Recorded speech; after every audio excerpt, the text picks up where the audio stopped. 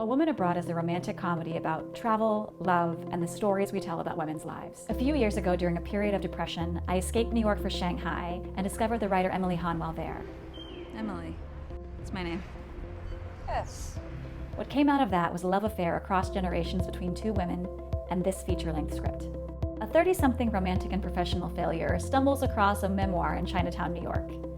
Mysteriously, she reads about a life very similar to her own in the opening pages of the 80-year-old book. She abandons her life in New York for Shanghai to follow in the writer's promiscuous and adventurous footsteps. With the memoir's help, she begins to explore the city with new abandon, enjoying multiple affairs with foreign men, creative inspiration, and like her newfound namesake, adopting a pet monkey. All somehow narrated by the 1936 memoir. By seeing her life anew through the writer's lens, she's able to value the unique freedom her many failures have made possible. Then just as she decides she's destined for a life of wanderlust, an attractive Asian American love interest appears and makes it possible to fix old failures and get what she wanted all along. Will she give up the chance to live an untold story, or finally get her happily ever after?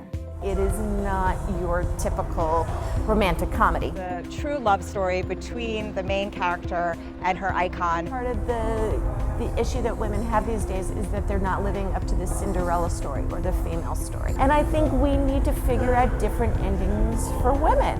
While the writer in this film is a fictionalized character inspired by Emily Han, it was important to me that the essence of her true story is baked into the script. Somehow immune to the patriarchy of the 20th century, at 24 she traveled to Africa alone and crossed the continent on foot. At 33 she set sail for Shanghai, planning to stay for only a few weeks and stayed for 7 years. Her book about the Song Sisters, three of China's most influential women during World War II, established her as America's literary gateway to the East. She was able to dictate the parameters of her life, and I think that is such an important message. Here's what you need to know. I'm a self-taught editor and producer. I'm notorious for making $5 look like $5,000. I have shot and edited extensive proof of concept footage for this film to help me flesh out the story. It took me 9 years to realize my 5-year plan was a bust. I'm clearly a terrible chaperone of my own destiny. Singapore. Shanghai. What's the difference? No clue. We're planning to make a little money go a long way. We look forward to working with as many women as possible in this project and artists of Chinese heritage. To create a film that inspires both on screen and off. A Woman Abroad has VOD sales potential for China and the US because while in English, the film features a lot of conversational Mandarin spoken by Chinese actors and expats. 大家好，你好，我是Nick，我是乌克兰人。